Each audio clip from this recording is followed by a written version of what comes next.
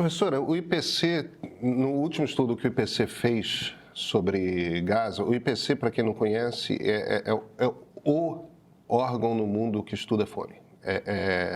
E os números, tradicionalmente, durante toda a segunda metade do século XX para cá, os números que são reconhecidos como os números mais formalmente corretos, baseados em método científico e tudo mais, a respeito de fome, são produzidos por esse painel, que é um painel de especialistas independentes que mandam equipes no local para fazer estudos e tem todo um método muito rigoroso. Mas o IPC, em abril, previa que o número de famélicos, de pessoas em desnutrição aguda, quando a gente está falando de desnutrição aguda, a gente está falando do ponto máximo que um ser humano consegue sustentar de fome antes da morte.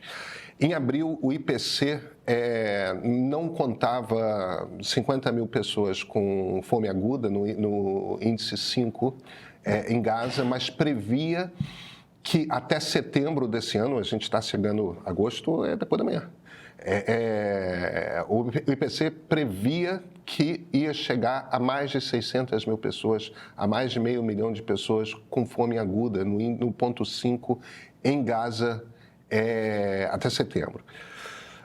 A notícia da Organização Mundial da Saúde de que 76 pessoas morreram de fome. Esse foi o press release da OMS agora do último domingo. 76 pessoas morreram de fome em Gaza desde janeiro desse ano, e dessas 76 pessoas, 64 morreram em julho. Ou seja, isso parece estar mostrando, a gente vai ter que esperar o próximo estudo do IPC em setembro, mas isso parece indicar que o IPC estava correto, a coisa ia se agravar e vamos chegar a esse ponto. Por que eu estou usando os números do IPC? A gente não tem números concretos, mas a gente tem esses números do IPC, essa previsão do IPC, que é o melhor que a ciência pode nos dar para fazer esse tipo de contabilização. 500 mil de pessoas em fome aguda, se é isso que temos mesmo no norte de Gaza nesse momento, isso quer dizer que o número de pessoas que vai morrer por desnutrição aguda vai aumentar. E no momento que houver um cessar-fogo, essa guerra acabar, e jornalistas entrarem em Gaza, e militantes influências de redes sociais entrarem em Gaza, professor, a gente vai encontrar imagens muito similares a que os soviéticos e os americanos chegaram quando entraram nos campos nazistas. E eu não estou comparando com o Holocausto. O Holocausto matou... o Holocausto matou no total 6 milhões de judeus, 60% dos judeus europeus. Na política de solução final, quer dizer, dos campos de concentração, foram 4 milhões desses 6 milhões. Não está acontecendo mortes neste nível e neste ritmo, mas as imagens que vão sair de Gaza vão ser muito similares às imagens que a gente viu de pessoas famélicas nos campos de concentração.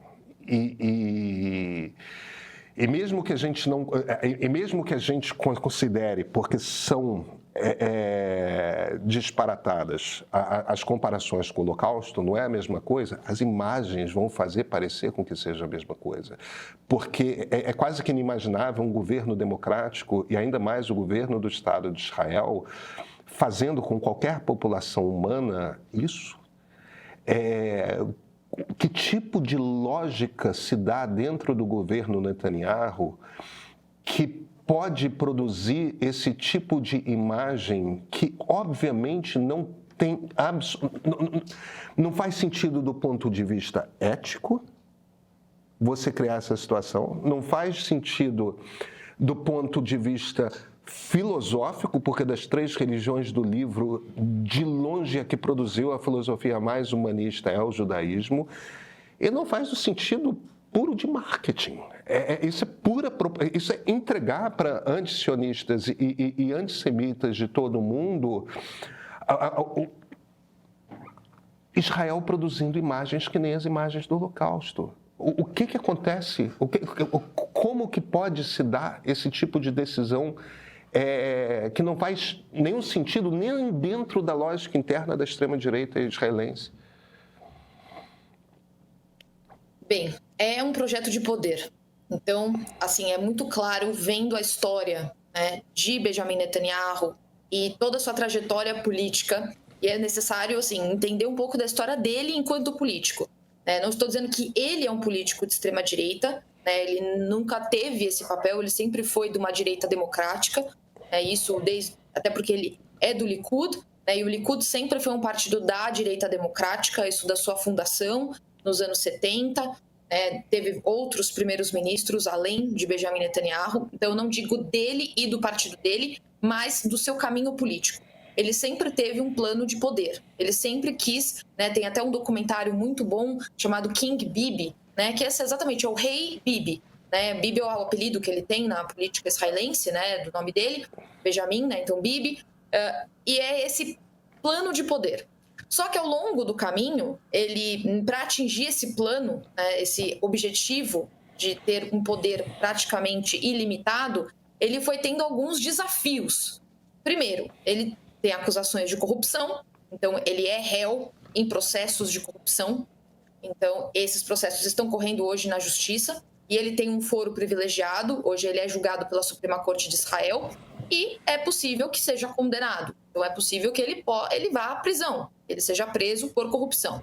E ele tem um pavor de ser preso. Ele tenta fugir o máximo possível. Tanto que ele, antes da guerra, antes do 7 de outubro, ele estava em ali uma empreitada para aprovar uma reforma do judiciário, que muito próxima de outras reformas que vimos ao redor do mundo, que tentava minar o poder do judiciário, inclusive livrando de possíveis condenações que ele teria.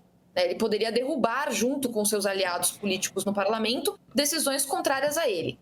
Ele foi traindo aliados políticos ao longo do caminho. Então, Benny Gantz, por exemplo, que é o líder hoje de um dos partidos da oposição, ele traiu ao longo do caminho, era aliado dele, ele traiu em um governo durante a pandemia. Ele vai traindo seus aliados e impossibilitando alianças políticas que são essenciais para o modelo de governo israelense, que é o parlamentarismo de coalizão.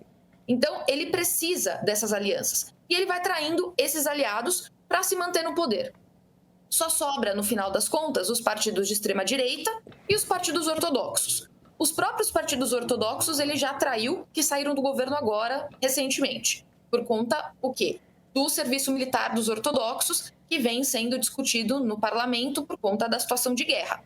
Só sobrou os partidos de extrema-direita. São esses partidos que ele tem ao lado dele, que são partidos que, por exemplo, um deles saiu durante o cessar-fogo que nós tivemos em janeiro, em Gaza, e voltou quando a guerra retornou. Então ele decidiu voltar com a guerra também para atrair de volta os seus aliados políticos. Então, assim, Netanyahu não tem interesse nenhum com a sociedade israelense, não tem interesse nenhum com os palestinos, não tem interesse nenhum em manter a democracia, em manter o Estado de Israel judaico. Sim, ao meu ver, vai ficando cada vez mais claro que o único interesse dele é se manter no poder, mesmo que isso custe a existência do Estado de Israel. Então, assim, obviamente, se Israel deixar de existir, ele não vai ter onde estar no poder. Mas isso é a última medida. Então, ele vai fazer de tudo para se manter no poder. Então, mesmo que isso leve à destruição do Estado de Israel. Então, é claro, eu concordo que no sentido de estratégico da guerra, a quantidade de soldados israelenses que estão morrendo, no sentido econômico, a economia israelense tem sofrido muito, no sentido jurídico, ele tem mandados de prisão pelo TPI, Israel está sendo investigado na Corte Internacional de Justiça por genocídio, Quem imaginaria uma situação dessa? Então, assim, é totalmente uma situação desastrosa, mas ele não tem nenhum peso em relação a isso, ele não se importa com isso, ele quer se manter no poder, e para isso ele precisa continuar a guerra nesse momento. Eu podia ficar aqui dizendo que existe uma produção com que você ainda não viu, mas devia ver, sobre o conflito entre Israel e Palestina. Mas achei melhor mostrar a opinião de quem já assistiu. Olha só, acabo de assistir ao primeiro capítulo da série sobre Israel e Palestina. É um primor. Deveria ser material de ensino em escolas. Parabéns à equipe. Assisti e estou assistindo novamente. Parabéns. Informação muito clara, precisa e com muita delicadeza. Obrigada, rezando, que sempre lutemos pela paz. Assisti aos 3 vídeos sobre Israel e Palestina e fiquei muito grata pela aula mudada. Eu não era completamente ignorante sobre o tema, mas desconhecia boa parte da história dos povos cananeus. Acabei de assistir ao primeiro episódio do Ponto de Partida sobre o conflito entre Israel e Palestina. Antes de tudo, parabéns pelo material. O episódio contextualiza muito bem, mostrando a história da região para ambos os povos, algo que muita gente que toma partido por um dos lados parece não perceber. Se tudo isso fez sentido para os milhares de assinantes que já viram, talvez esteja na hora de você ver também e entender de vez o que o conflito Israel-Palestina significa para os dois lados. Os episódios novos já estão no ar no streaming do Meio. Assine e descubra esses e outros documentários que podem mudar a sua forma de ver o mundo.